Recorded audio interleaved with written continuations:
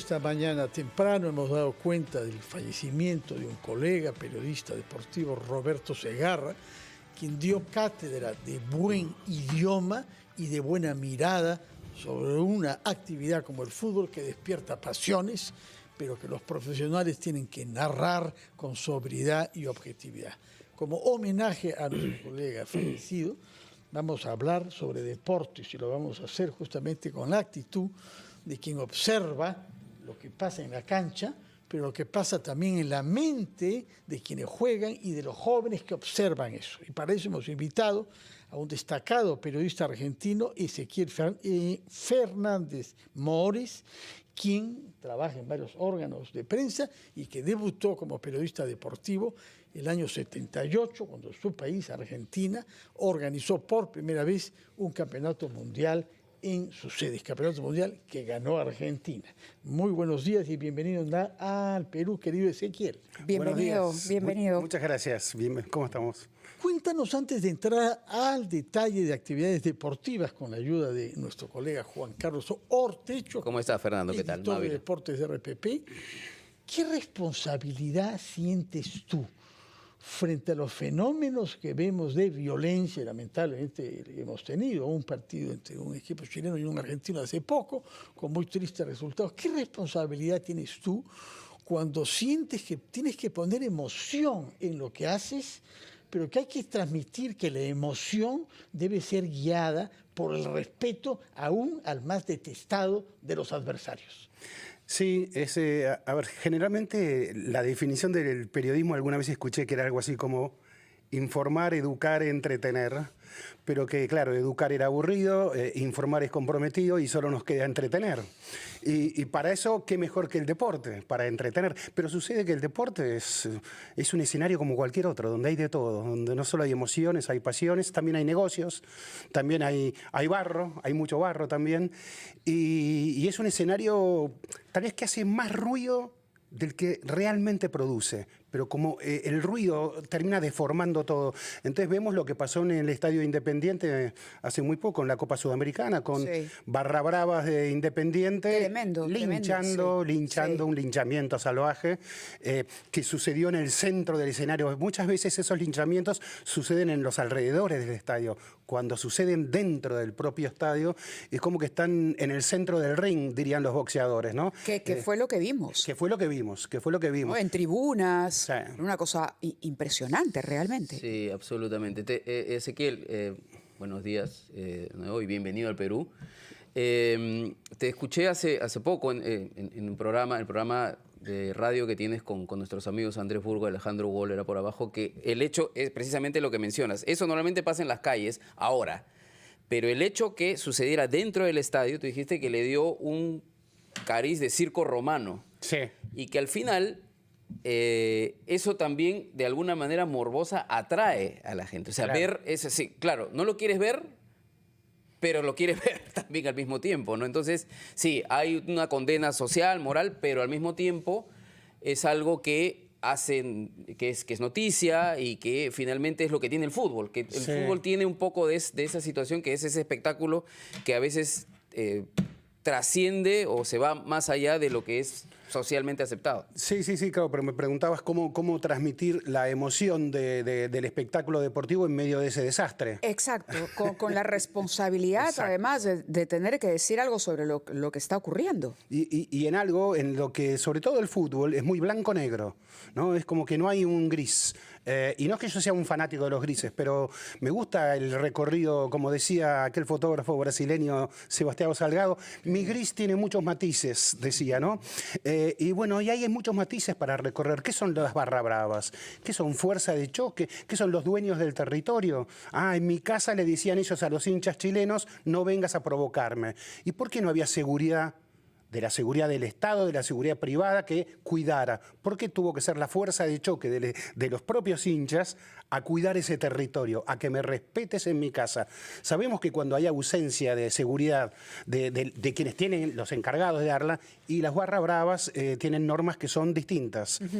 Y terminaron con esa vendetta que terminó en este desastre que la Conmebol está resolviendo. Así es. Yo quería abordar el libro justamente sobre el que vamos íbamos a tratar, vas a presentar este libro, o lo has presentado recientemente, Menotti el Primero, Sí. historia del técnico que refundó la selección. Estamos hablando de la selección argentina, pero uno tiene la idea de que Argentina siempre estuvo bien, de que Argentina desde que, no sé, desde que uno tiene memoria, la selección argentina destacó. Igual que es la idea que tenemos de Brasil. Brasil y Argentina son potencias Sí. desde siempre. Menotti el Primero. ¿A qué obedece este título y por qué hablas de una refundación de la selección? Sí, entiendo la figura de Argentina y Brasil, pero lo concreto es que, por ejemplo, en ese año, o sea, 78, Brasil ya había ganado mundiales y Argentina no. 3, claro. Argentina, nosotros siempre nos creímos los mejores del mundo, no solo en el fútbol, sino en muchas otras cosas. Lo También, Y Uruguay, ¿Lo disculpa sabe? que te diga que Uruguay había ganado 2 mundiales también. Completamente. Ninguno, sí. Bueno, pero aún así, sin haber ganado mundiales, nos creíamos los mejores del mundo. Y resulta que se hace un mundial por primera vez en la Argentina. O sea, pasión extraordinaria. Pero se hace con la dictadura, justo. Con la más salvaje de las dictaduras que ha sufrido mi país. Y Menotti, un hombre de izquierda, de ideas de izquierda, designado antes de la dictadura. Comunista, creo, Menotti ¿no? había estado afiliado de Sí, al joven Partido Comunista. al Partido Comunista Argentino. Y él es designado antes de la dictadura. En gobierno peronista, él es designado técnico de la selección. Llega a la dictadura en el 76, 2 años antes del Mundial. Claro, tal vez nadie se imaginaba. Una dictadura en ese momento no era una anomalía. Había dictaduras en toda la región. Claro. Era el 4º golpe de Estado en 20 años en la Argentina, con lo cual no era algo extraño. Lo que sí no había dimensión era el horror al que se iba a llegar con esa dictadura. Y todo lo que se supo después. Y todo lo que se supo después, exacto. Entonces Menotti en ese momento... Menotti se decide, en el libro, es la pregunta central del libro. ¿Cómo Menotti, un hombre de izquierda, sale campeón mundial en el país que se jacta de jugar mejor al fútbol que nadie, aun cuando nunca lo hubiese demostrado? En el estadio. Y se abraza. Sí, no se abraza exactamente, le da la mano al dictador. Si se quiere, en un gesto que creo yo inevitablemente protocolar. Los organismos de derechos humanos querían un gesto de Menotti en ese momento. Se lamentaron que Menotti en ese momento no tuvo un gesto. Sí. Menotti, esencialmente, lo que encontré en el libro es que era más allá de su posición política, era un hombre de fútbol. Amaba el fútbol y él llega a una selección argentina desprestigiada, que venía del año 74, eliminada 4-0 por lo que entonces era Holanda, y que ni siquiera había jugado el Mundial de México 70, pues no se clasificó. Eliminada el año 70 por el Perú, ¿ah? Exactamente. La única vez que Argentina ha sido eliminado en clasificatorias. Y que hasta ahora lo seguimos recordando. Ha sido por Perú y hasta ahora seguimos pasando el video en blanco y negro. Seguimos pasando el video.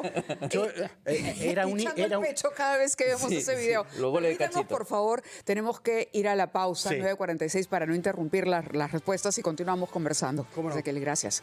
Con 52 minutos de la mañana estamos conversando con Ezequiel Fernández More a propósito de un libro que ha publicado sobre lo que él considera es la presencia de Menotti, el primero, dice él, historia del técnico que refundó la selección.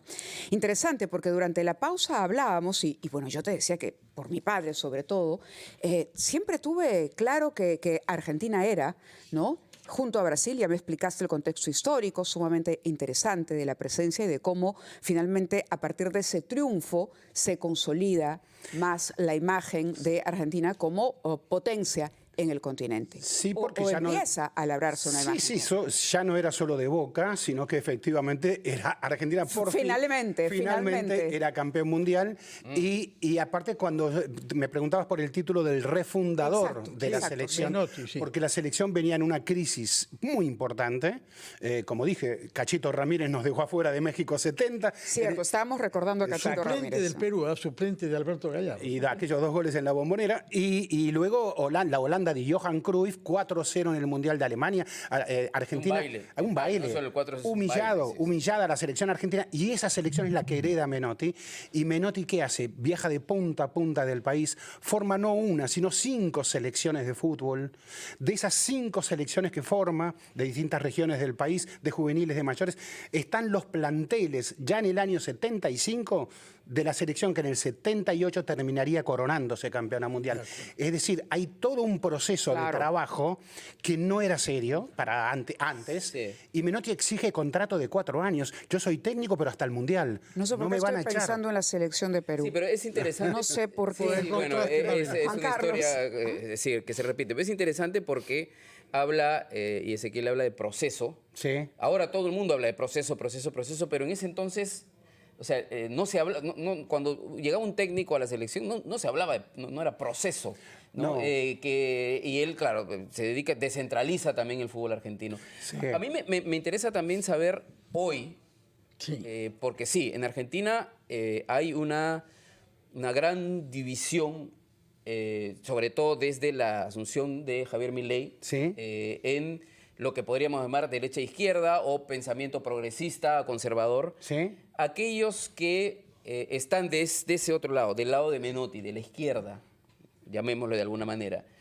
¿Cómo ven ahora ese 78? ¿Ya eso, o sea, ya se prima más el logro del fútbol o todavía hay algún escozor porque Menotti, algunos dicen, pues se puso a servicio de la dictadura, ¿no? Claro, a ver, en los años 80 todo lo que olía a dictadura era mala palabra. Es decir, y el Mundial 78 olía a dictadura. Sin duda. Con lo cual el logro futbolístico quedó opacado por la represión de esa dictadura. ¿Cómo se va a celebrar una copa con los goles de Kempes en el Estadio Monumental de River cuando a solo 700 metros eran torturadas mujeres embarazadas, secuestrados, robarse? Fue una gran contradicción. Para terminar con una nota diferente, quiero hacerte una pregunta malvada. A ver. Que te gane algunos enemigos, por favor. Por favor. ¿Quién fue mejor jugador? ¿Di Stéfano, Maradona o Messi? Yo creo que es inevitable el juicio con el cual uno más se emocionó y más se vinculó. Si el fútbol no es emoción, no es fútbol. Y si no es emoción popular, menos fútbol todavía. Y Diego Armando Maradona fue una emoción popular gigantesca en la Argentina. Representó algo mucho más que un jugador de fútbol, para bien y para mal. Y para mal. Pero nos sentimos muy cerca de ese Maradona. Stéfano a los equipos europeos que quisieran contratar jugadores argentinos? Una vez se lo escuché de boca de él, algo así como que él le aconsejaba a los equipos españoles, si quieres ser campeón, tienes que contratar un jugador argentino. 2 no. 2 ya es un problema. Bueno, Ezequiel, hablas claro en todo caso, y nos haces reír y al mismo tiempo que recuerdas el goce que es el fútbol. Muchísimas gracias. Fernando, si me permiten, esta noche en Casa Revara, que es un café en Miraflores, en la calle Recabarren, va a estar Ezequiel, va a estar un hombre de la casa, también Pedro García, voy a estar yo, y vamos a hablar un poco más de todos estos temas. El ingreso es libre, es en Casa Revara de Miraflores, calle Recabarren 261. Fútbol en tiempos recios, política, debate y pasión con Ezequiel Fernández Murs. ¿Proyectarás el video de Cachito Ramírez? Proyectaremos el video, y el relato de Augusto Ferrando que dice, no nos ganan. Muy bien. Muy bien. Muchas gracias, Ezequiel, por estar, que tengas una buena estadía a ustedes. en Perú. Veo que tienes buenos amigos, así que eso es más fácil.